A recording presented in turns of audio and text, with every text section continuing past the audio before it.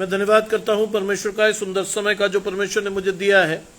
मैं विशेष धन्यवाद करता हूं प्रभु में मेरे भाई अनुपम डेविड, अपनी भाभी शबनम डेविड जी का, जिन्होंने ये मौका मुझे दिया कि मैं आपके समक्ष उपस्थित हो सकूं और हम सब परमेश्वर के वचन में चलकर कुछ सीखने वाले हों।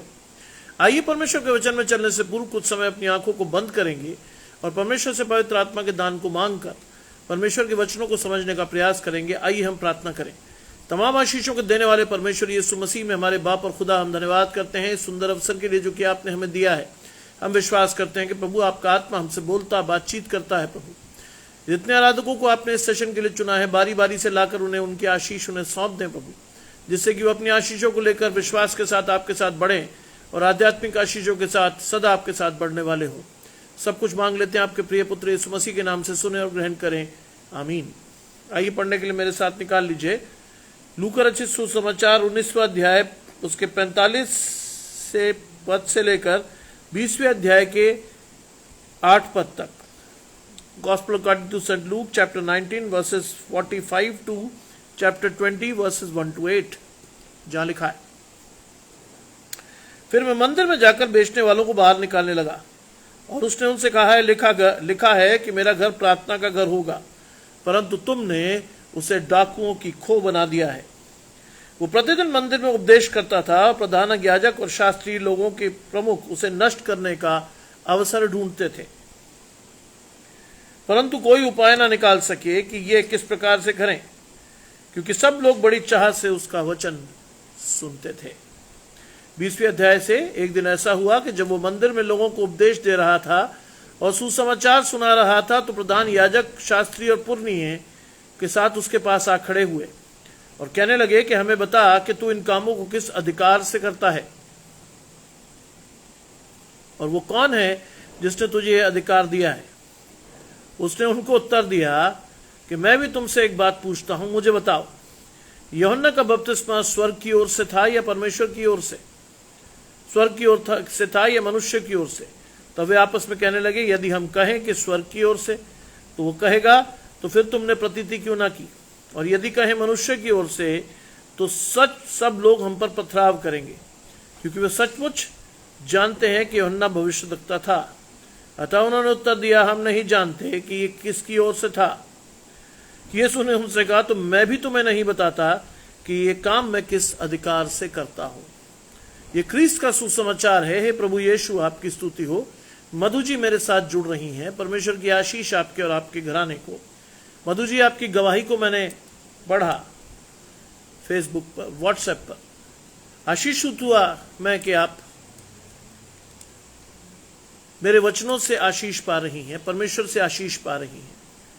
प्रभु आपको यूं ही बढ़ाता जाए, क्योंकि मुझे मालूम है कि आपके पास बाइबल की आशीष नहीं है। बाइबल आपके पास से छीन ली गई है, लेकिन जो भी वचन परमेश्वर आपको दे रहा है वो भी परमेश्वर की आशीष ही है, क्योंकि अभी भी आपके पास वो स्वतंत्रता है जिसकी वजह से आप परमेश्वर का वचन सुन पा रही हो। प्रभु अधिकाई से आपको आशीष दे, और मेरी प्रार्थना है कि जल्द से जल्द आपका बाइबल आपको दिया जा सके। प्रभु उस रास्ते को सीधा करे जिसके द्वारा मधु जी आपको आपका बाइबल मिल सके। प्रभु ये कर सकता है। परमेश्वर से मांगिए जिससे कि आध्यात्मिक वचन जो परमेश्वर ने आपके लिए रखा है वो आप तक पहुंचे। आज का वचन हमें लूका रचित सुसमाचार 19वें अध्याय के 45वें पद से मिला है 20वें अध्याय के 8वें पद तक। और इस आशीष को लेने के लिए तैयार रहिए, क्योंकि रिबेका जी भी मेरे साथ जुड़ रही हैं। आशीष आपके घराने समेत परमेश्वर दे। और लिखा है, वो मंदिर जाकर बेचने वालों को बाहर निकालने लगा। आज परमेश्वर के मंदिर में परमेश्वर की आशीषों को बहुत से लोग क्या कर रहे हैं? बेच रहे हैं। बहुत से लोग परमेश्वर की आशीषें आज लोगों को बेच रहे हैं। और ये समय, ये स्थिति यीशु मसीह के समय में भी थी। ये समय यीशु मसीह की स्थिति में भी थी। माया जी जुड़ रही हैं। आशीष आपको, आपके घराने समेत। लिखा है कि वो मंदिर जाकर बेचने वालों को बाहर निकालने लगा। आज ये स्थिति फिर बनी हुई है। आज मसीह का प्रचार, रोहिणी जी जुड़ रही हैं। आशीष परमेश्वर की आपके और आपके घराने को। आज यही स्थिति है। लोग मसीह का वचन बेच रहे हैं, लोग परमेश्वर की आशीषों को नीलाम कर रहे हैं। लोग कह रहे हैं कि इतना दोगे तो इतनी आशीष आएगी। यीशु मसीह ने बेचने वालों को मंदिर से बाहर निकाला। आज मुझे और आपको भी इस आशीष को लेना है। वो लोग चाहे वो कितनी ही बड़ी स्थिति में हो, वो लोग चाहे वो कितने ही शक्तिशाली हो, मुझे और आपको उनके साथ नहीं चलना।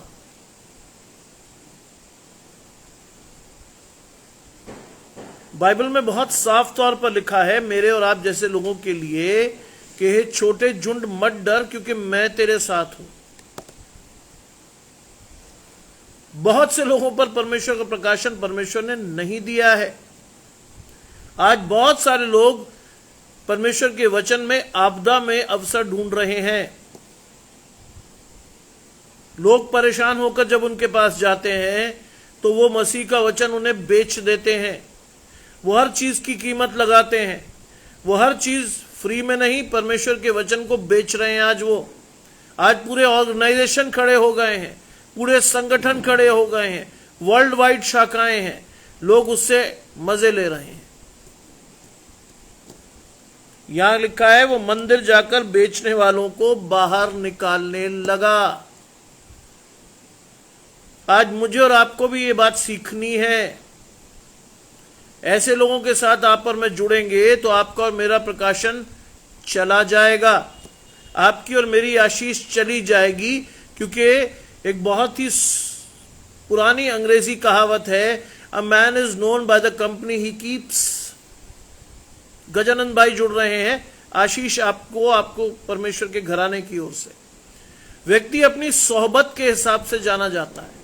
A man is known by the company he keeps. अगर आप ऐसे लोगों के साथ खड़े होंगे तो आप परमेश्वर की आशीषें नहीं लाओगे,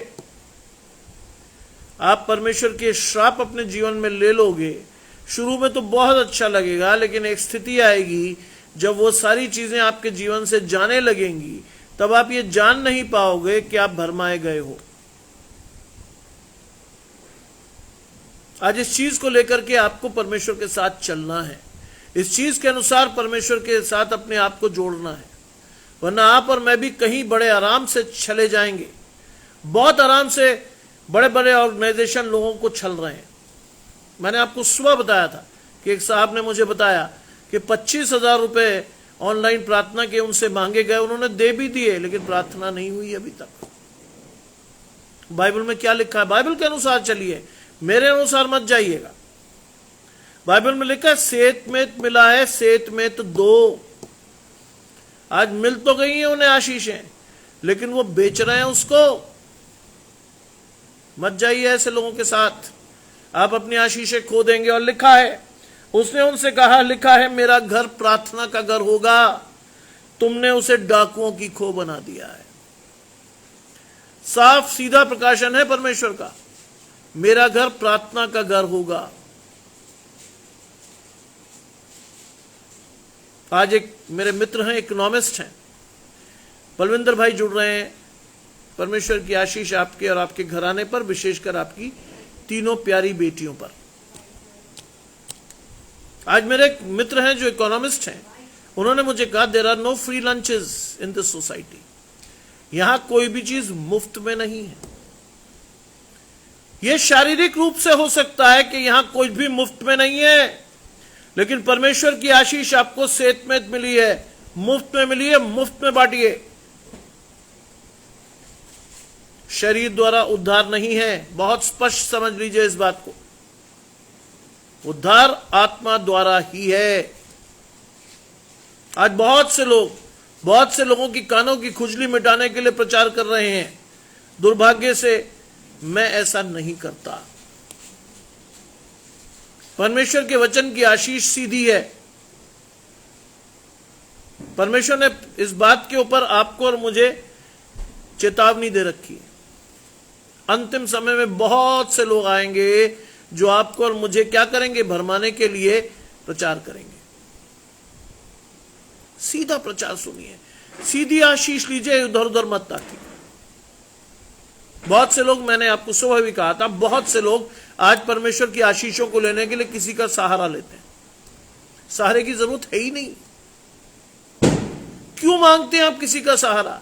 आत्मविश्वास बढ़ाइए अपने आप पर, विश्वास कीजिए अपने आप पर कि जो आप मांग रहे हो परमेश्वर से वो आपको मिलेगा। यीशु मसीह पर विश्वास कीजिए,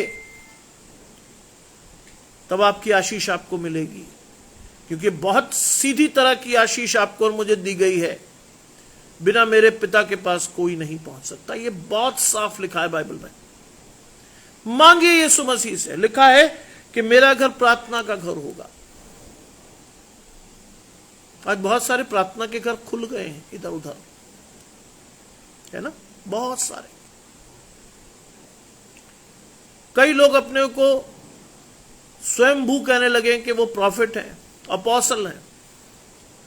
परमेश्वर की ओर से दी जाती है चीज। आप खुद नहीं कह सकते, लेकिन लोगों ने लगा लिया है भरमाने के लिए, और लोग चल रहे हैं उनके पीछे। बहुत लंबी लंबी लाइनें चल रही हैं। दास, अगर आपको देखना है ना, तो मैं एक आदमी को फॉलो करता हूं, मुझे बहुत अच्छा लगता है, बिली ग्रैहम। साफ शब्द पे लोगों को साफ वचन देते हैं, बिल्कुल सीधा, कोई इफ बट नहीं, जहां जैसा है सीधा। प्रार्थना के घर बहुत खुल गए हैं।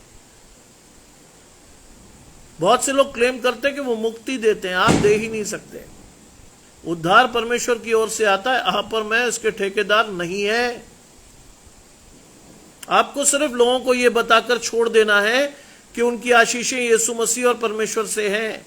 उन आशीषों को लेने के लिए विश्वास बढ़ाइए, परमेश्वर से अपनी आशीषें मांगिए और आपको परमेश्वर आशीष देगा। इतना ही तो काम है।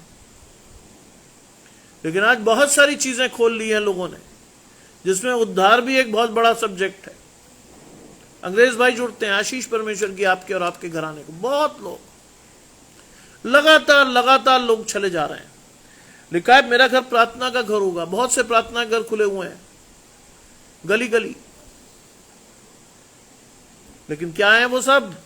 तुमने उसे डाकुओं की खो बना दिया है। लूटते हैं वहां लोगों को। भोले भाले लोग जो विश्वास करके वहां पहुंचते हैं वो लूटे जाते हैं, छले जाते हैं। और कई बार लोग बेचारे विश्वास में भी गिर जाते हैं। जब उन्हें लगता है कि ये परमेश्वर की ओर से है, उन्हें लगता है कि हमारी आशीषें नहीं आ रही। उनकी आशीषें इसलिए नहीं आ रही होती कि वो उस पास्टर पर, उस व्यक्ति पर विश्वास कर रहे होते हैं जो अपना वचन उन्हें सुना रहा होता है, परमेश्वर की आशीषें नहीं दे रहा होता। बहुत बड़ी बड़ी भीड़ें मिलेंगी आपको। मुझे जब भी ऐसी जगहों पर मैं देखता हूं तो मुझे बहुत खुशी होती है। अभी तक भी भटके हुए लोग बहुत लंबी संख्या में, जो परमेश्वर का वचन चाहकर भी नहीं सुन पा रहे, चाहकर भी नहीं उन्हें मिल रहा आशीष। तरसे भाई जुड़ते हैं आशीष परमेश्वर की आपके और आपके घराने को, चाहकर भी उन्हें आशीष नहीं मिल पा रही, क्योंकि वो गलत जगह जुड़ गए। आज परमेश्वर उन्हें बढ़ा नहीं रहा, क्योंकि वो परमेश्वर के साथ जुड़े हुए ही नहीं है। फलानी मिनिस्ट्री में वो जुड़े हुए हैं। सीधे आइए परमेश्वर के पास, सीधे। मुझसे जब मैंने शुरू किया था 6 वर्ष पूर्व, लोगों ने बहुत पूछा था, what do you do, what do you want. मैंने कहा मुझे परमेश्वर की आशीषें लोगों के जीवन में चाहिए, और जब वो परमेश्वर की ओर मुड़ेंगे तो बाइबल में एक आशीष मेरे लिए भी ठहरी है कि जो आशीष वो पाएंगे उसका एक हिस्सा मैं तुझे भी दूंगा, क्योंकि वो तेरे द्वारा पाए गए वचन के अनुसार अपने जीवन को देखा। लेकिन उसमें भी परमेश्वर महिमा पाएगा, मैं नहीं। ध्यान रखिए, उसमें भी आशीष परमेश्वर की ही आनी है, मेरी नहीं। कई लोग कहते हैं पास्टर साहब आप बड़ा अच्छा बोलते हैं। मैं नहीं बोलता, परमेश्वर बोलता है। लिखा तुमने उसे डाकुओं की खो बना दिया। आज हमने ऐसी जगहों को डाकुओं की खो बनाकर लोगों को लूटने का काम किया है। लोगों के पैसे मांग लिए हैं, लोगों से कहा प्रभु आपको देगा, आप मुझे दे दो। डायरेक्ट मांगी परमेश्वर से आशीष अपनी। किसी को कुछ देने की आवश्यकता नहीं है, बहुत साफ तौर पर कह रहा हूं मैं। देना है परमेश्वर को दीजिए। और क्या चीज देनी है? पैसा नहीं, अपना समर्पण। परमेश्वर से जुड़ने के लिए अपना समर्पण दीजिए परमेश्वर को। कहिए परमेश्वर से कि प्रभु मैं तेरे साथ आना चाहता हूं, मुझे अपने साथ जोड़ ले, मुझे मेरी आशीषें दिखा। तब आपकी आशीषें आपको मिलेगी। और लिखा है वो प्रतिदिन मंदिर में उपदेश करता था। आज ये वचन जब मुझे मिलता है तो मैं बहुत आशीषित होता हूं, क्योंकि ये आशीष परमेश्वर ने मेरे ऊपर ठहरा दी है। मैं प्रतिदिन परमेश्वर के वचन में जाकर बोल सकता हूं। प्रतिदिन पवित्र आत्मा की आशीष मुझ पर बनी हुई है, और मैं इसीलिए चाहता हूं कि आप सभी आशीषों को लेकर मुझसे बेहतर प्रचार करने वाले बने। मैं ये आशीष चाहता हूं कि आप सभी उठाएं आज, कि आप आने वाले समय में धीरे धीरे परमेश्वर के साथ बढ़कर मुझसे बेहतर प्रचार करने वाले बने। आपकी रीच मुझसे बेहतर हो, आपकी आशीषें बहुत अच्छी हो, जिससे कि लोग आपकी आशीषों के अनुसार अपनी आशीषों को ले सके। भजन संहिता 23 की वो आशीष मैं आपको देना चाहता हूं। तूने मेरे सिर पर तेल मला है, मेरा कटोरा उमड़ रहा है। परमेश्वर ने आपका अभिषेक किया है। आज के दिन आपका कटोरा उमड़ना चाहिए, आपकी आशीषें उछलनी चाहिए, लोगों को आपके फल दिखने चाहिए, जिसके द्वारा वो जाने कि आप परमेश्वर के हो या नहीं। बहुत सीधी सी बात है ये, इसमें कोई कॉम्प्लिकेशन नहीं है। बहुत से लोग इसे कॉम्प्लिकेट करके लोगों को बर्बादते हैं।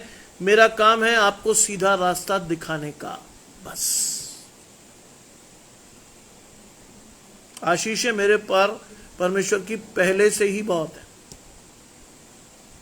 पहले से ही मेरे परिवार के ऊपर मेरी परमेश्वर की आशीषें हैं। मुझे और किसी की आवश्यकता नहीं है कभी भी। बहुत से लोगों ने शुरू में पूछा, बहुत से लोग कॉलेज में आज भी पूछते हैं, व्हाई डू यू प्रीच? क्या मिलता है? बहुत लोग पूछते हैं, क्योंकि वो जानना चाहते हैं कहां से मिलता है पैसा। I don't need a single pie. मुझे एक छोटे से पैसे की भी आवश्यकता नहीं है, क्योंकि मेरी आशीषें परमेश्वर की ओर से है। मुझे नहीं फैलाना किसी के सामने हाथ। अगर मुझे हाथ ही फैलाना होगा तो मैं प्रभु के सामने फैलाऊंगा।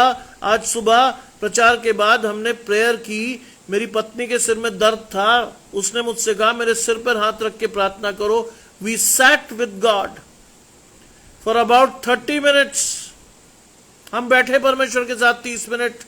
हमने परमेश्वर के वचन को सुना, परमेश्वर को वचन को जाना, और मैंने अपनी पत्नी के साथ प्रार्थना की। मेरे बच्चे उसमें साथ थे। और जानते हैं जो वचन हमने पढ़ा वो यही है जिसको मैं आपके साथ बांट रहा हूं। यही है वो वचन। आज सुबह ही परमेश्वर का प्रकाशन आ गया था। सुबह ही परमेश्वर ने बता दिया था कि क्या कहना है तुझे और कैसे कहना है। लिखा है वो प्रतिदिन मंदिर में उपदेश करता था, और प्रधान याजक और शास्त्री और लोगों के प्रमुख उसे नष्ट करने का अवसर ढूंढते थे। आज सीधा वचन कई लोगों को नहीं पचेगा। बहुत से लोग ये कहेंगे कि साहब ये तो हमारी दुकानें बंद करा देगा, ये आदमी सही नहीं है। बहुत लोग कहेंगे एक बात, लेकिन परमेश्वर ने भय का आत्मा नहीं दिया।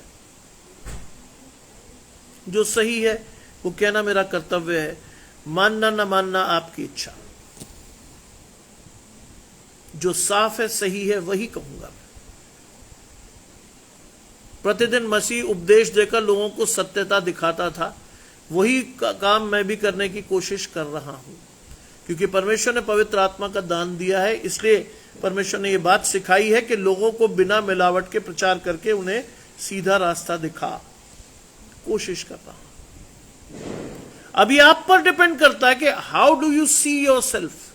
कि आप सीधे रास्ते पे चलना पसंद करोगे या आपका मार्ग टेढ़ा मेढ़ा आपको पसंद है।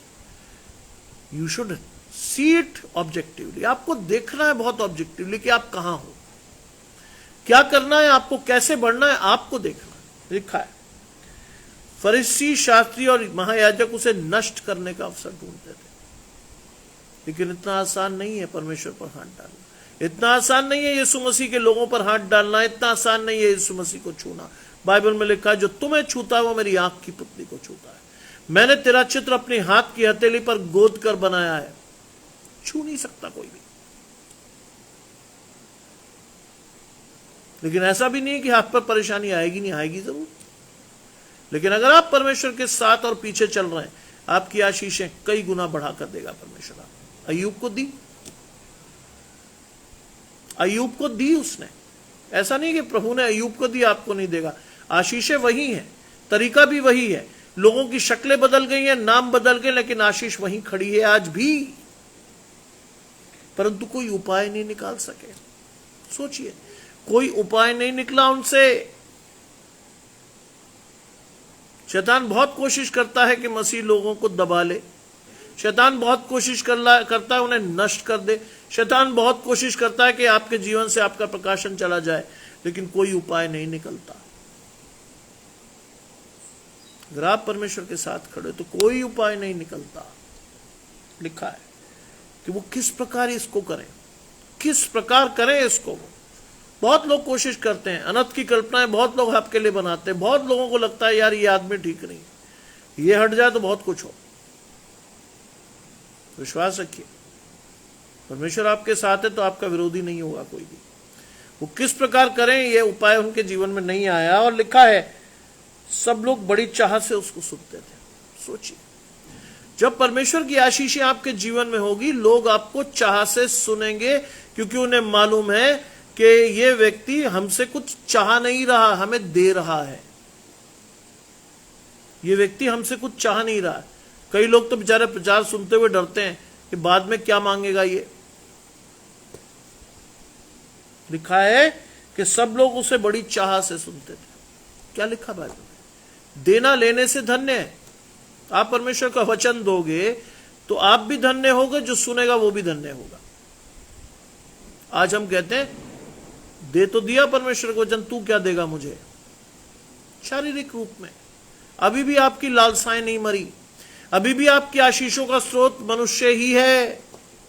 अभी भी आप चाहते हो कि बड़े बड़े पद, मुख्य मुख्य आसन, बाजार में नमस्कार, ये सारी आशीषें अब भी आपको चाहिए। परमेश्वर नहीं चाहता ये। परमेश्वर कहता है जो परमेश्वर के राज्य में बढ़ना चाहे वो अपने आप को छोटे में से छोटा बनाए, तब वो परमेश्वर के राज्य में बड़ा किया जाएगा। हाँ, तो तरह तरह के अपोस्टल और प्रॉफिट आपके सामने खड़े हैं दिखाने के लिए कि वो बहुत महान हो गए हैं, परमेश्वर की पवित्र आत्मा का दान मिल गया है। अरे जब यीशु मसीह ने ये सब चीजें नहीं की तो आप और मैं कैसे कर सकते हैं सब चीजें? यीशु मसीह भी किसी राजा के घर पैदा होता, सारी सेना उसके पीछे चलती, जिसको चाहता आशीष देता, लेकिन उसने नहीं किया। अगर वो ये करता तो वो व्यवस्था नहीं पूरी कर पाता। 30 साल तक वो एक आम इंसान की तरह जिंदगी को नहीं गुजार पाता, राजपद में मजे लेता। आप और पीछे जाइए, मूसा को जब फिरौन की बेटी ने पाला तो थोड़ी दिनों बाद मूसा को यह समझ में आया कि ये तो सही नहीं है। उसने राजपद छोड़कर लोगों के साथ रहना स्वीकार किया। आज आशीषें कॉमन लोगों के लिए है, बड़े लोगों के लिए नहीं। आज लोग बड़े बड़े चित्र डालकर आपको भ्रमित करते हैं कि ये आशीषें आपको मिलेंगी। वो आशीष परमेश्वर की ओर से नहीं आती। आज बहुत से लोगों को मैं जब उनके फेसबुक पर देखता हूं तो पता चलता है कि साहब आधा साल तो दुबई में, आधा इंग्लैंड में, आधा अमेरिका में, हिंदुस्तान में थोड़ा सा टाइम, यहां ज्यादा जरूरत है। धनवान का परमेश्वर के राज्य में प्रवेश करना ऐसा है जैसे ऊंट का सुई के नाके से निकल जाना। प्रकाशन खोए हुए लोग, संसार के सामने दंडवत किए हुए लोग हैं। वो संसार का सारा विभव दिख रहा है उनके साथ, परमेश्वर की आशीष ही नहीं दिख रही। बस लोग उसे बड़े चाव से सुनते थे।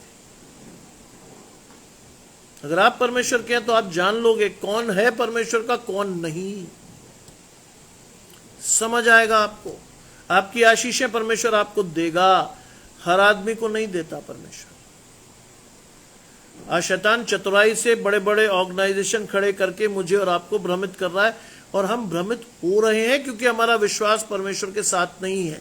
हमारी आशीषें बाइबल से नहीं आती हैं। हम आज भी बैसाखी के सहारे चलते हैं, हैंडीकैप्ट हैं आज भी हम, बुरा मत मानिएगा। आत्मिक रूप से हम आज भी बैसाखियों के सहारे चल रहे हैं। चल नहीं पा रहे परमेश्वर के साथ, हमें चाहिए कोई सहारा, फलाने प्रॉफिट साहब आएंगे, फलाने अपोस्टल आएंगे, ये करेंगे वो करेंगे, हम चल नहीं पा रहे परमेश्वर के साथ।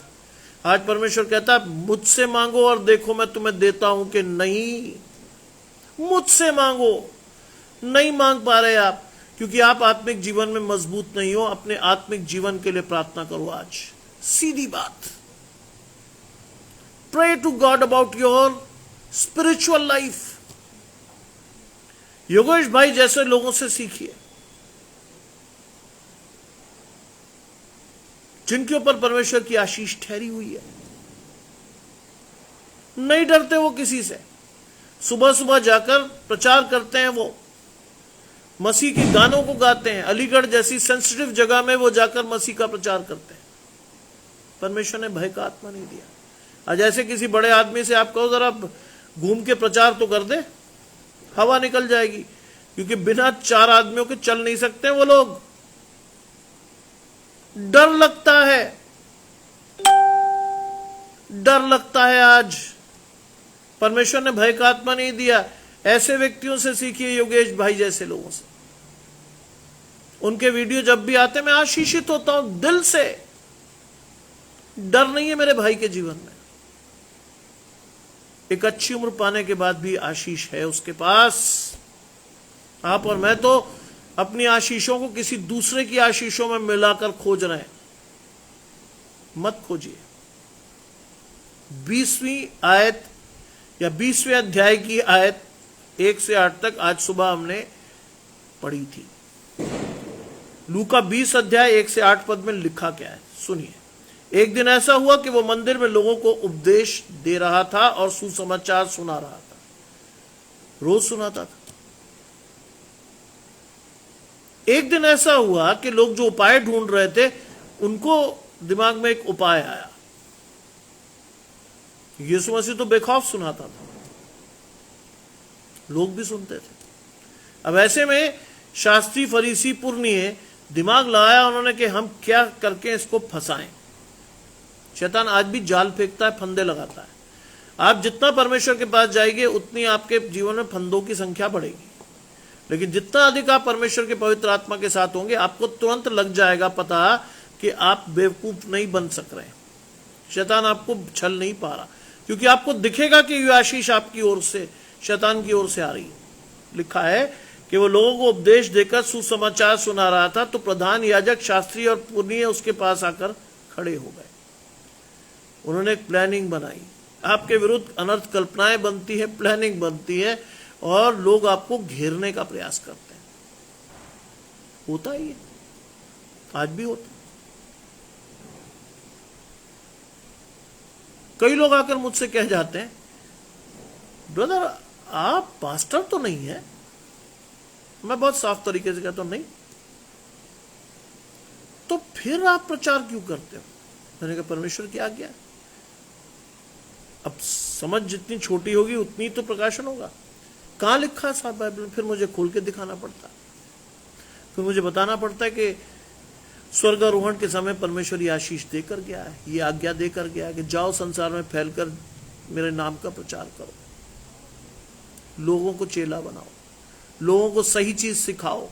बस मैंने कहा मुझे बता सकते हैं आप, यहां किसी पादरी का नाम लिखा है, किसी प्रचारक का नाम लिखा है, किसी पुरनिये का नाम लिखा है, किसी इवेंजलिस्ट का नाम लिखा है? नहीं, यह आशीष सबको दी है परमेश्वर। हमारी सबकी सांझी आशीष है कि हम सभी परमेश्वर के वचन का प्रचार करें जैसे भी हो सके। कुछ नहीं बोल पाते, बहुत लोग आते हैं, बहुत लोग लगातार इस बात को मुझसे पूछते हैं। बहुत लोग तो ये भी पूछते हैं क्या मिलता भैया तुझे।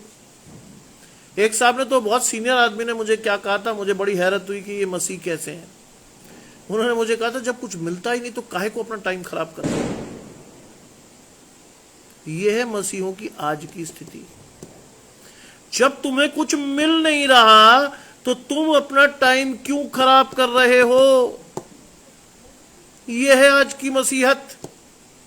यह है वो आशीषें जिन्हें लेने के बाद भी आप मसीह को शोकित कर रहे हो। क्यों टाइम खराब कर रहे हो? मुझसे कई बार इग्नू में लोग पूछते हैं, इतनी जल्दी क्या है सर जाने की? मैंने कहा परमेश्वर का वचन देना रोज रोज। कहां से लाते हैं? मैंने कहा मैं लाता ही नहीं हूं, परमेश्वर के वचन में से आती है आशीष। वास्तव में मैं नहीं लाता। आप ये कहें तो मैं आशीष लाता हूं? नहीं। अगर मैं ला रहा होता तो मैं यूं करके पढ़ रहा था हर 5 मिनट बाद। नहीं लाता। परमेश्वर का पवित्र आत्मा देता है, आपकी आशीष है, आपकी प्रार्थना है, जिसका प्रत्युत्तर परमेश्वर देता है आपको, मुझे भी। शास्त्री पुरनिये पास आकर कहे और कहने लगे, हमें बता कि तू इन कामों को किस अधिकार से करता है। हमें बता कि तू इन कामों को किस अधिकार से करता है। यह प्रश्न तब भी था, आज मुझसे भी यह प्रश्न बार बार लोग पूछते हैं। पास्टर नहीं है आप, किस अधिकार से आप प्रचार करते हैं? यीशु मसीह से भी पूछा था, किस अधिकार से? और वो कौन है जिसने तुझे अधिकार दिया है? कौन है? नाम बताओ। किसी पादरी साहब ने तुम्हें ये करने को कहा, किसी बिशप साहब ने तुम्हें ये कहा, किसी डीकन ने, किसी इवेंजलिस्ट ने तुम्हें ये करने को कहा। आज वो कौन है जिसका नाम बताओ? आज लोग हमसे भी यही पूछते हैं। स्थितियां नहीं बदली है। आप सोचेंगे उस समय की स्थितियां वैसी थी, आज की ऐसी है। आज भी स्थिति वैसी ही है, बल्कि बदतर है। अब तो बदतर है, क्योंकि न्याय का दिन करीब है। कान खुजाने के लिए लोग खड़े हो गए हैं। लोग बड़ी संख्या में उनके पीछे चल रहे हैं, अपनी आशीषें उनके साथ ढूंढ रहे हैं। उन्हें यह नहीं पता न्याय के दिन में बाईं ओर वाले लोगों के पास जब परमेश्वर जाकर उन्हें दंड की आज्ञा देगा, उससे पहले क्या कहेंगे वो? पढ़िएगा क्या कहेंगे। उससे पहले वो लोग कहेंगे कि प्रभु हमने तेरे नाम से ये किया, वो किया, फलाना किया, ढिकाना किया, इतने लोगों को तेरे पास लाए। बाइबल में क्या लिखा है? मैं तुम्हें नहीं जानता, मैं तुम्हें नहीं जानता। ये वही लोग हैं जो आज मेरी और आपकी कठिनाइयों में अपना अवसर खोजते हैं। ये वही लोग हैं जो कहते तो हैं खुदा खुदा, लेकिन वो परमेश्वर की ओर से नहीं है। बाइबल में साफ लिखा है कि जो बहुत परमेश्वर परमेश्वर करता है वो राज्य की संतान नहीं ठहरेगा। बहुत लोग ऐसा कर रहे हैं, आज राज्य की संतान नहीं ठहरेंगे। राज्य की संतान तो परमेश्वर की आशीषों को लेकर चलती है। राज्य की संतान तो जब मुंह खोलती है तो परमेश्वर की आशीषें चल कर आती हैं। उसके लिए दिखावा नहीं करना पड़ता। मैंने ऐसे बहुत लोग देखे जो बहुत गरीब हैं, लेकिन उनकी प्रार्थना में बहुत शक्ति है। जरूरी नहीं है कि आप अमीर हो और आप एक बड़ी सभा में जाकर प्रचार करें तभी आशीष आएगी ना।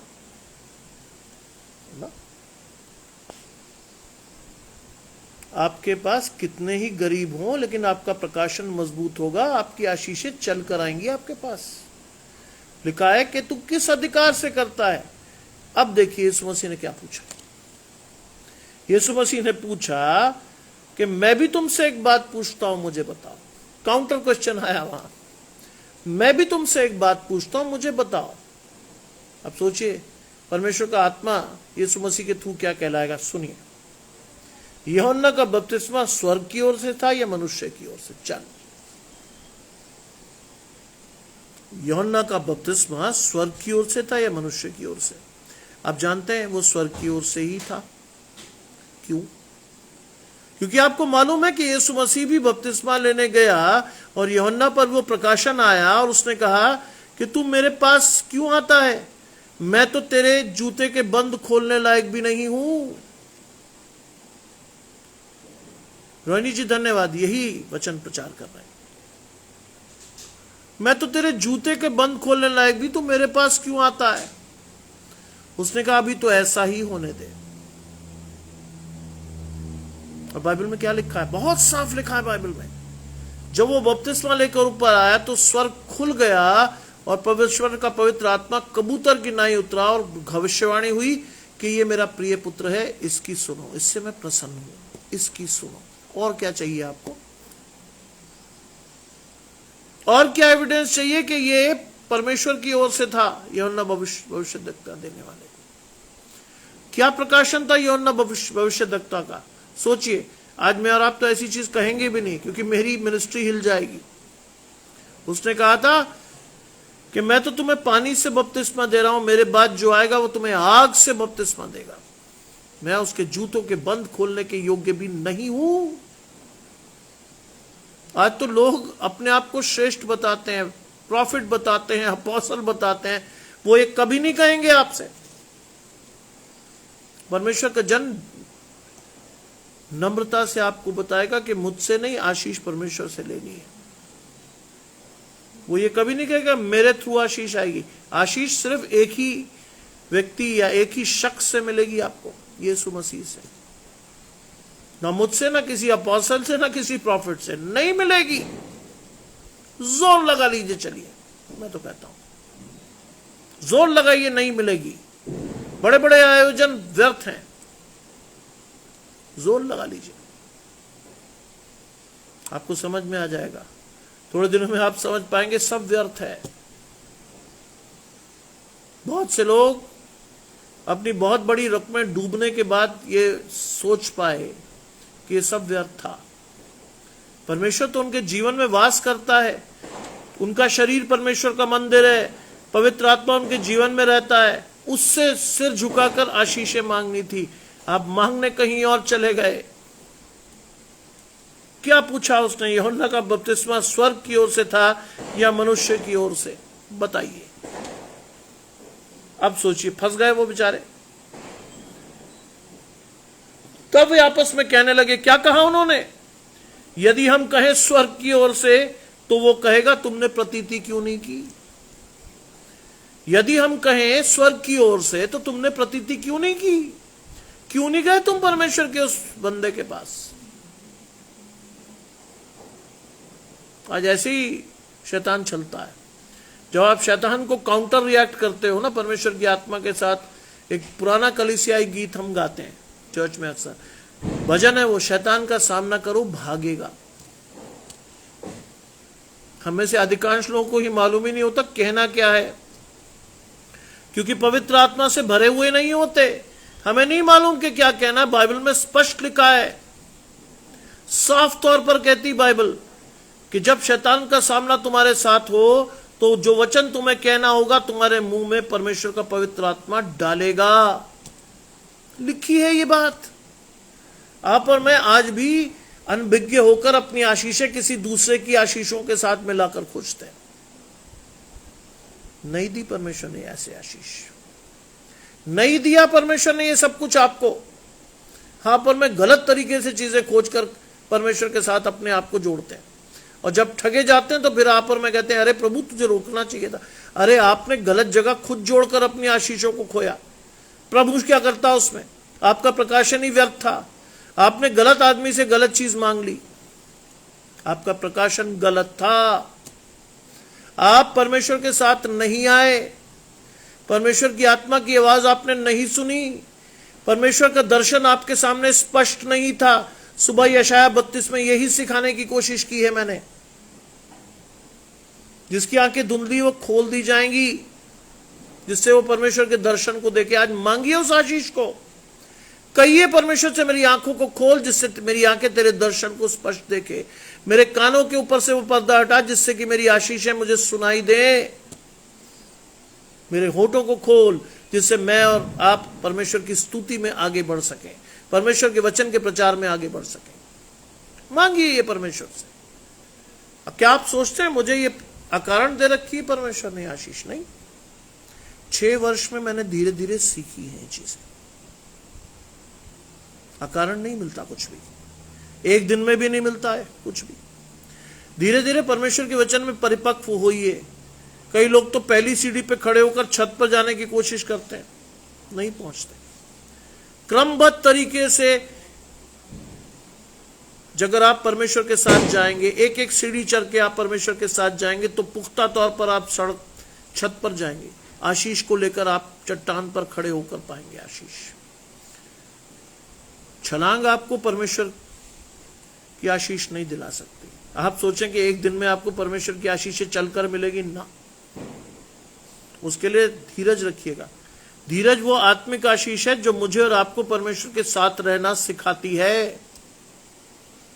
अगर धीरज नहीं है तो मेरी आशीषें शैतान कभी भी छीन कर ले जाएगा। आप खड़े रहिए, कहीं भी खड़े रहिए, किसी अपोस्टल किसी प्रॉफिट के साथ, आशीष नहीं आएगी। धीरज से मांगिए परमेश्वर से, सीधे तरीके से कहिए परमेश्वर से कि प्रभु मेरे पास नहीं है तेरा प्रकाशन, चाहिए मुझे तेरी आशीष, मैं तेरे वचन में समय दूंगा और तेरी आशीष को अपने जीवन में लूंगा। सीधी सी बात। शुरू में आपको बाइबल के वचन कहानी दिखेंगे। मैं आपको अपनी हकीकत बता रहा हूं। शुरू में बाइबल के वचन आपको कहानी दिखेगा, बहुत सी चीजें आपकी समझ में नहीं आएंगी। निरंतर पढ़िए, निरंतर प्रार्थना करिए, आपको आपकी आशीषें थोड़े दिनों बाद दिखेंगी। ये वचन आपके लिए लिखा है परमेश्वर ने, ये आशीष आपकी है, दिखेंगी थोड़े दिनों में। मैं आपको कह रहा हूं, मैंने आपको बताया था ना कि 5-6 दिन पहले मैं स्कूटर से गिरा, उठा तो मेरी अंगूठे में दर्द था, क्योंकि मैंने अंगूठा चला के देखा। मैंने कहा भाई सीधे हाथ का अंगूठा है, इससे तो बहुत काम करने, कई यूनिवर्सिटीज के पेपर सेट करने, अगर ये चला गया तो मर गया, मैं लिख भी नहीं पाऊंगा। लेकिन उसमें दर्द तो था, लेकिन अंगूठा काम कर रहा था। जैसे ही मैंने स्कूटर खड़ा किया, परमेश्वर की आशीष सामने आकर खड़ी हुई सीधी। वो तेरी एक एक हड्डी और तेरे एक एक बाल की रक्षा करता है, उसमें से एक भी परमेश्वर की इच्छा के बगैर टूटने नहीं पाता। ये है आशीष। सड़क पर गिरने से उठने के बाद आम आदमी अपने कपड़े झाड़ता है, मैं परमेश्वर की आशीष देख रहा था अपने सामने खड़ी हुई स्कूटर के,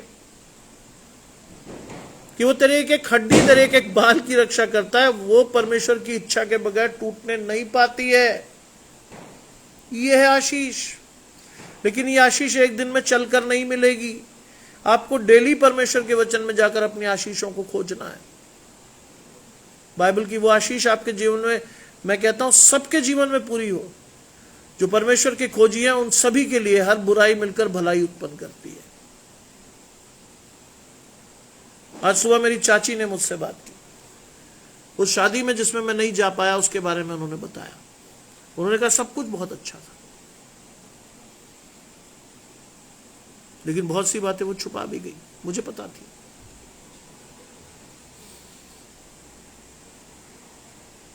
उस पार्टी में, उस कार्ड में कॉकटेल पार्टी दी जिसमें मैं चाहकर भी शरीक नहीं हो सकता था। मैं चाहकर भी शरीक नहीं हो सकता था। मुझ पे प्रकाशन ही नहीं था।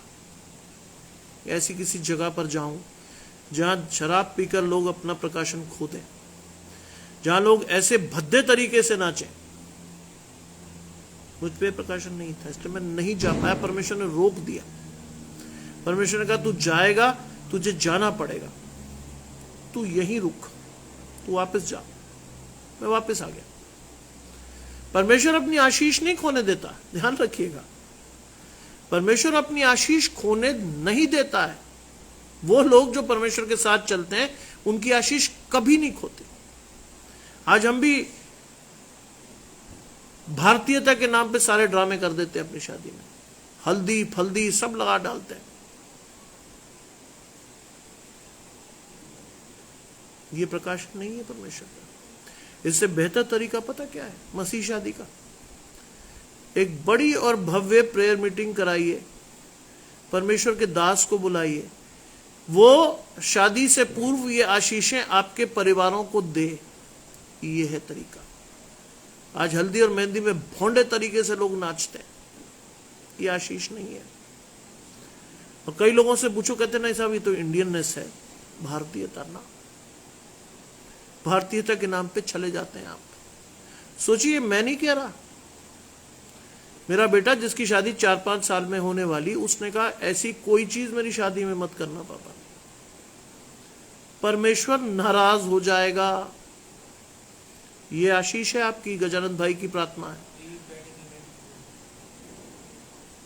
ये आशीष है आपकी। मेरे बेटे ने मुझसे कहा, सोचिए एक युवा बच्चा जो बड़ी उत्सुकता से ये सारी चीजें देखता है, उसने मुझसे कहा इनकी आवश्यकता नहीं है पापा, ये मेरी आशीष नहीं है। सोचिए, आज आप परमेश्वर के साथ खड़े हो तो आप शैतान के साथ हाथ मिला लोगे? नहीं। कई लोग कहते हैं साहब प्री वेडिंग एंगेजमेंट्स होती हैं, तरह तरह की रीलें बनती हैं, तरह तरह के फोटोज डलते हैं। नहीं पसंद परमेश्वर को। आज तो हम भी शैतान के साथ कदम से कदम, ताल से ताल मिलाकर चलते हैं। हम भी ये करते हैं। हमारी शादियों में भी लिखा आ रहा होता कॉकटेल पार्टी। शोकित करते हैं परमेश्वर को, बुरा मत मानिएगा। मुझे खुशी है कि जहां बच्चे जिद करते हैं, वहां मेरे बेटे ने उस शादी में देखकर मुझे कहा, पढ़कर, क्या आप भी करोगे ऐसा? नहीं। कहते मुझे दुख होगा अगर आप ऐसा करोगे। सोचिए, एक बच्चा कह रहा है अपने पिता से कि मुझे दुख होगा अगर आप ऐसा करोगे, क्योंकि ऐसा जायज नहीं है बाइबल में। जानते हैं क्यों? क्योंकि रोज शाम का वचन वही देता है। आज का वचन जो आप सुन रहे हो, उसने सुबह मुझे दिया था, वही देता है मुझे। परमेश्वर का प्रकाशन ठहरा हुआ है। वो कहता नहीं, ऐसी कोई चीज नहीं होगी। मेरी पत्नी भ्रमित हो जाती बहुत जल्दी, अरे क्यों नहीं होगी? मैंने कहा करके देख लो, हिम्मत है तो किसी की। नहीं होगा। इंस्टेड मैं 2 नई चीजें अपने विवाह में करने की कोशिश करूंगा। एक,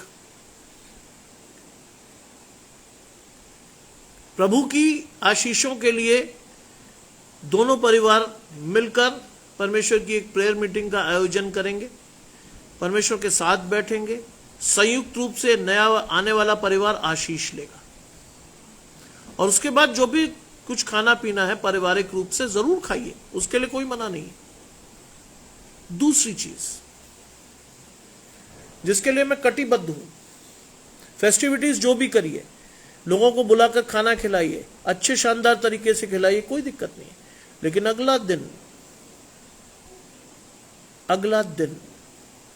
आप उन लोगों के साथ गुजारोगे जो आपको आशीष के अलावा कुछ ना दे सकें। बाइबल में लिखा है, उनको दो जो तुम्हें सिर्फ आशीष दे सके। यानी अनाथाश्रमों में जाकर नया जोड़ा परमेश्वर के साथ लोगों को खाना खिलाएगा, उनसे वो आशीषें लेगा जिसका कोई मोल नहीं है। इसके लिए मैं कटिबद्ध हूं आज से, अभी से। परमेश्वर की आशीषों को ढूंढिए ना। हम लोगों के साथ क्यों बह जाते हैं यहां पर? में परमेश्वर ने आपको भीड़ से अलग करके चट्टान पर खड़ा किया हुआ है। क्या आप भी वही काम करेंगे जो दुनिया कर रही है? नहीं। क्या आपकी शादी में भी डीजे बज के लोग जंगलियों की तरह नाचेंगे? नहीं।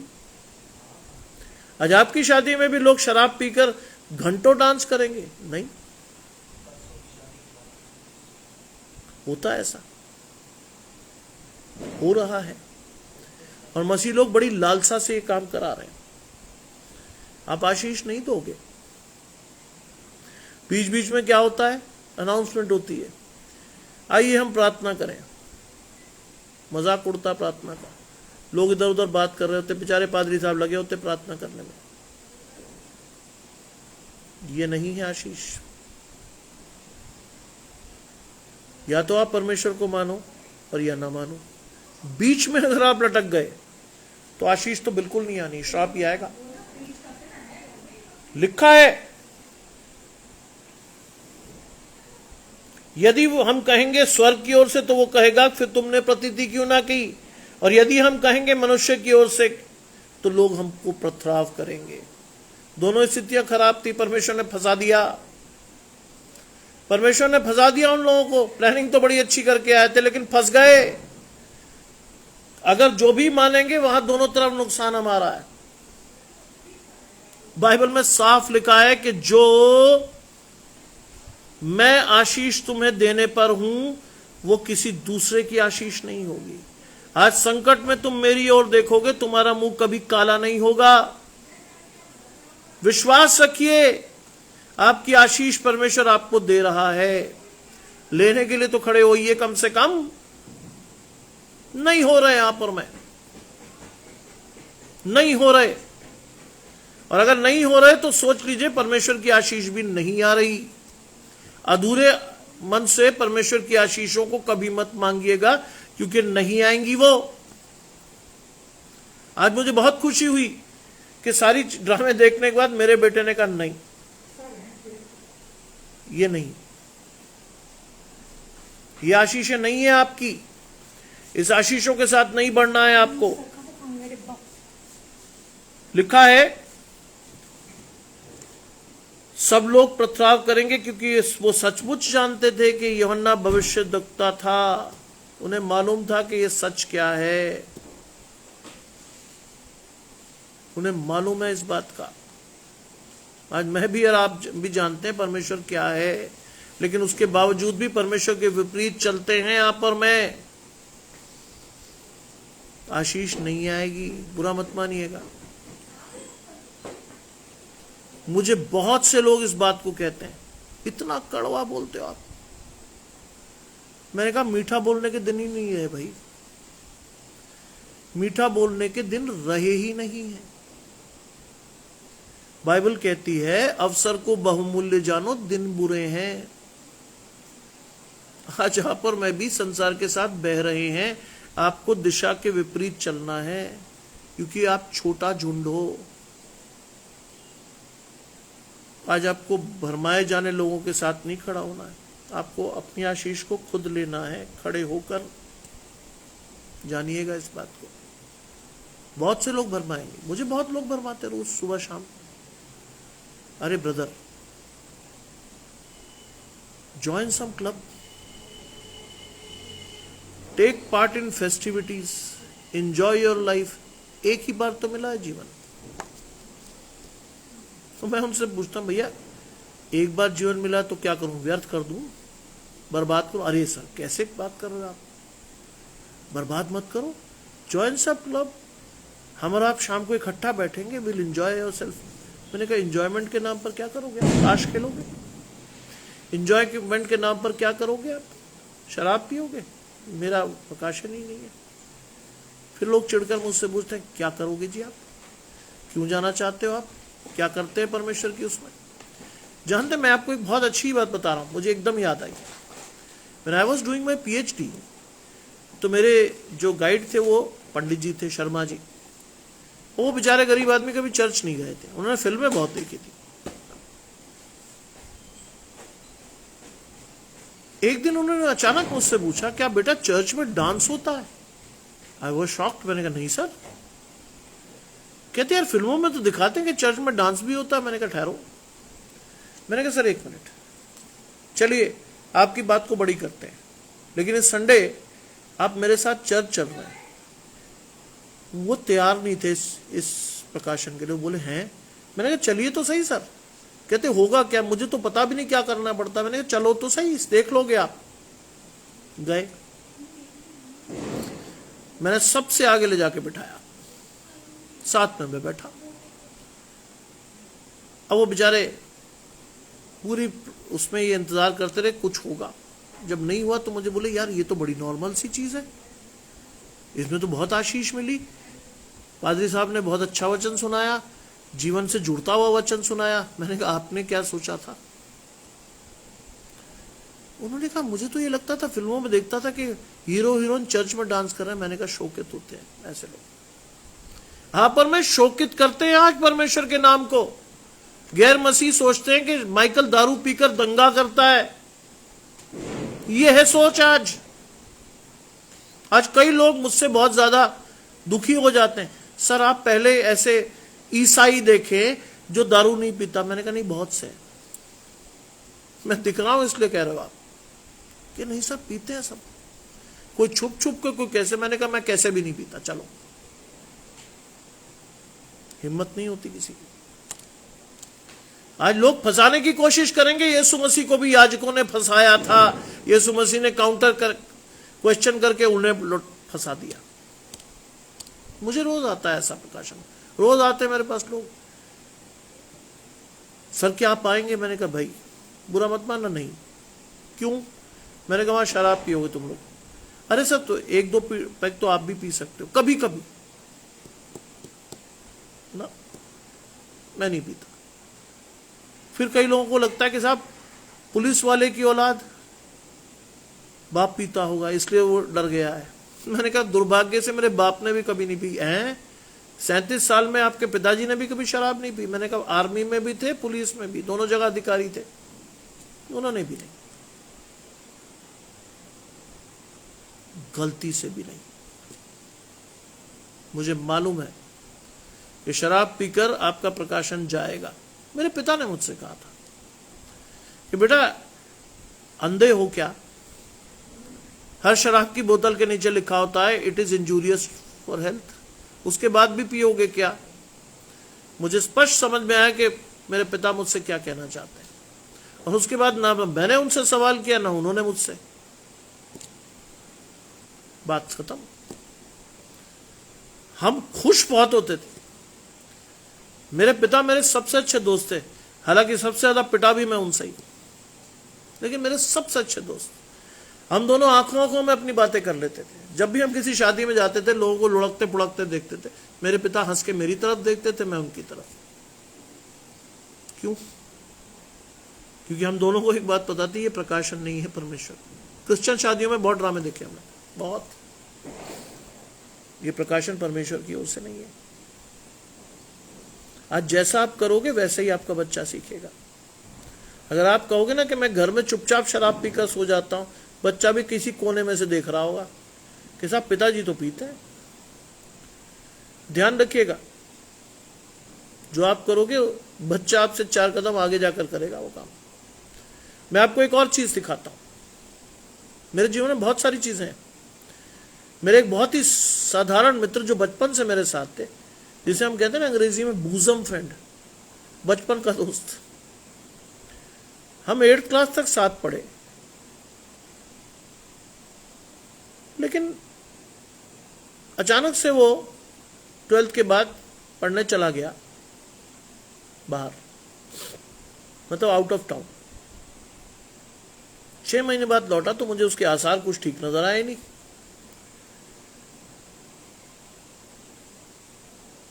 क्योंकि वो हमारे घर आता जाता था, मेरी मम्मी से का स्टूडेंट भी था, मेरी माँ हमारी टीचर भी रही थी। जैसे मम्मी बहुत प्यार करती थी बच्चों को, खासतौर से वो जो मेरे साथ पढ़े। एक दिन आया कि आंटी मैं सैमुअल को ले जाऊं। मम्मी ने बिल्कुल शक नहीं किया। मम्मी ने कहा चले जाओ, दोस्त है तुम्हारा। लेकिन मुझे शक तब हुआ कि जब वो घर की जगह ना जाकर शहर के बाहर की तरफ जा रहा था। मैंने कहा भाई हम जा कहाँ रहे हैं यार, ये चुपचाप बैठा रहे यार। मैंने कहा बता तो सही हम जा कहाँ रहे हैं। सोचिए 12वीं के स्टूडेंट, मतलब सोचिए 12वीं के बाद के स्टूडेंट। थोड़ी देर बाद शहर भी पीछे छूट गया। मैंने कहा हम जा कहाँ रहे मेरे भाई, बता तो सही। बिल्कुल सुनसान जगह पे स्कूटर हुआ। मुझे बिल्कुल उम्मीद नहीं थी वो क्या करेगा। वो उतर के उस जेब से सिगरेट का पैकेट निकाला और बड़ी तलब से उसने एक मुझे दिया और एक खुद सुलगाकर, जो उसका एक्सप्रेशन था आज भी नहीं भूला हूं मैं। उसने एक्सप्रेशन सिगरेट सुलगाने के बाद आंख बंद करी और परम आनंद का अनुभव लेते हुए धुआं छोड़ा। आंख खोलने के बाद जब उसकी मेरी मुझ पर नजर पड़ी तो मैं सिगरेट को उलट पलट कर देख रहा था। मैंने कहा ये क्या है? बोला पी ले। नहीं। अरे बोला इसीलिए तो शहर से बाहर आए, पी ले। मैंने उसे वो चीज दिखाई जो देखना नहीं चाह रहा था। मैंने कहा चलो कोई दुनिया नहीं देख रही, खुदा तो देख रहा है। बोला यार कर दिया ना मजा खराब। मुस्लिम लड़का था। मैंने कर दिया मजा खराब, अब कैसे पीऊं? मैंने कहा मैं नहीं चाहता कि तू पिए।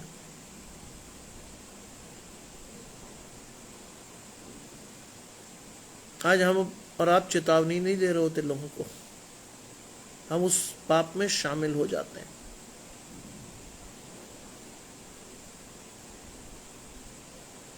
हम और आप उस पाप में शामिल हो जाते हैं परमेश्वर को शोकित करने के लिए। मत करिए ऐसा कुछ भी, मत करिए ऐसा कुछ भी जिसका प्रभाव आपके जीवन पर, आपके परिवार के जीवन पर पड़े।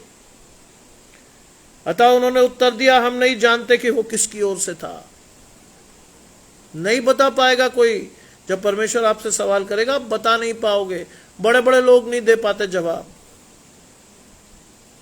जानते हैं, जिसको आप तथाकथित बड़ा व्यक्ति कहते हो, जिसको आप कहते हो बहुत पैसा है, बाइबल की एक आयत है उनके जीवन के लिए, अगर तू समस्त संसार को जीत ले और अपने प्राणों की हानि उठाए तो क्या लाभ। बहुत साफ लिखा है वहां, अगर तू समस्त संसार को जीत ले और अपने प्राणों की हानि को उठा ले तो क्या लाभ। कोई लाभ नहीं। आज हम वही कर रहे हैं। आज हम वही कर रहे हैं। हम परमेश्वर की आशीषों को फेंक कर संसार के विभव को दंडवत कर रहे हैं। हम कर रहे हैं वही सब चीजें। आज हमारी शादियों में रिफ्लेक्शन दिखता है उसका, कि कितने हैं आप परमेश्वर के साथ खड़े, कितनी है आपकी आशीषें परमेश्वर की ओर से। चमक दमक तो आप बहुत दिखाते हैं, चंद गरीबों को खाना देने में आपके प्राण सूख जाते हैं। मेरा बेटा जानता है इस बात को, तो उसने इस पर मोहर लगाई। उसने कहा बिल्कुल सही पापा, 2 दिन तक यही काम करना है। शहर में जितनी भी अनाथ आश्रम है सब में जाकर हमें आशीष लेनी है। ये होता है बच्चा।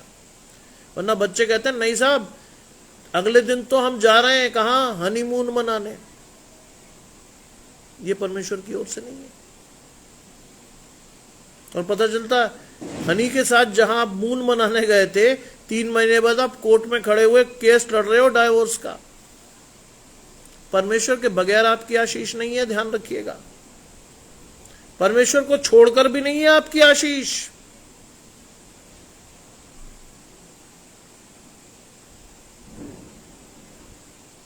मेरा जब विवाह हुआ था, हमने भी संसार की चीजों को करने की कोशिश की, लेकिन हम जा ही नहीं पाए कहीं। मेरी पत्नी आज भी हंस के मुझे ताना देती, तुम ले गए थे कई बार, जा ही नहीं पाए। परमेश्वर ने हर चीज से रोका जो गलत थी, हम नहीं करे, नहीं कर पाए। लेकिन आज भी हमारा बॉन्ड बहुत स्ट्रांग है। परमेश्वर के साथ 23 साल से खड़े हैं एक दूसरे के साथ। तमाम तकलीफों के बाद भी खड़ी है मेरी पत्नी मेरे साथ। तमाम दिक्कतों के बाद भी आज भी वो मेरे साथ कंधे से कंधा मिलाकर खड़ी है। हमारी लड़ाइयां भी होती लेकिन प्रकाशन नहीं जाता। आज कई लोग छोटी छोटी चीजों के लिए अपनी पत्नी को, पति को छोड़कर भाग जाते हैं। जानते मेरे पिता ने मुझे क्या कहा? मैं उस आशीष को लेकर चलता हूं, वही आशीष मैं अपने बेटे को भी दूंगा। सब लोग, सारे रिश्तेदार बैठे थे, मेरे पिता ने मुझे बुलाया, इधर आ। मुझे समझ नहीं आया क्यों बुला रहे हैं। मैं गया और उन्होंने जानबूझ के लोगों के सामने क्या कहा, वो मुझे आज भी याद है।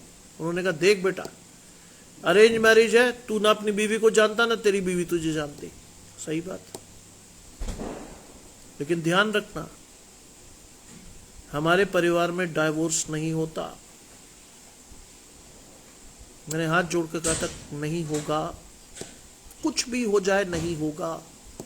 आज 23 वर्ष गुजर गए हैं उस आशीष को लिए हुए, आज भी नहीं हुआ कुछ।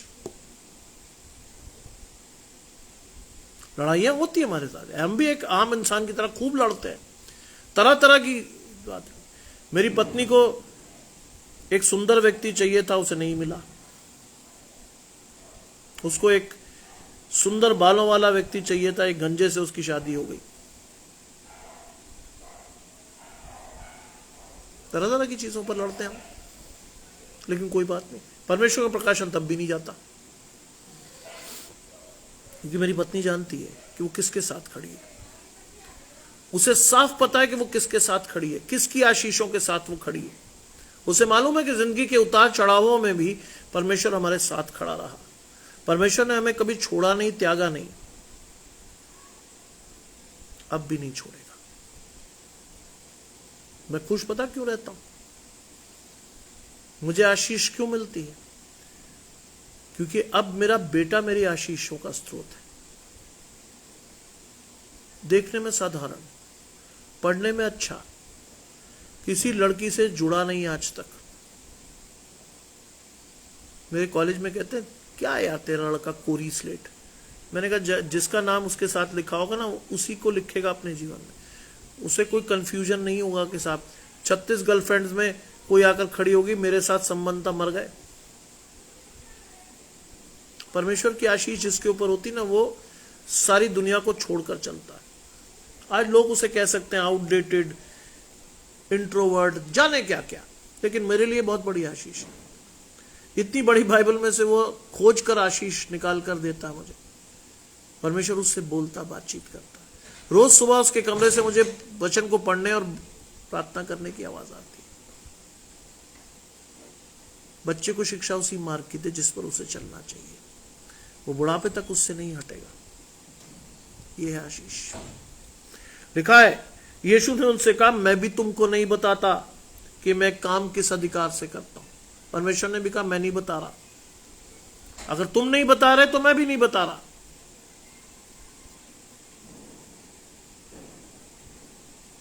और बाइबल में क्या लिखा है, मैं तुम्हें भेड़ की खाल पहनने भेड़ियों के बीच में भेजता हूं।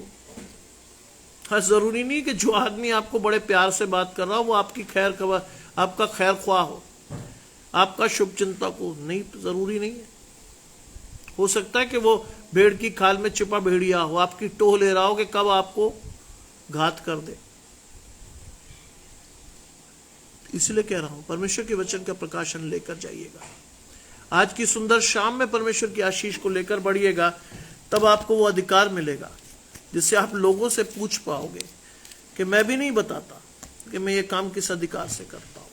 अगर तुम मुझे नहीं बताते तो मैं भी नहीं बताता। इस आशीष को लेकर आगे बढ़िए।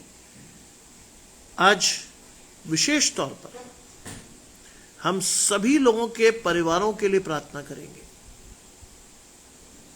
कि आशीष केवल आप तक ही सीमित ना रहे, आशीष जाए आपके परिवारों में, आपके घर में, खासतौर से ऐसे व्यक्ति के पास जो परमेश्वर के साथ अभी नहीं है, उस पर परमेश्वर रहम करे और आपकी आशीषों को दे।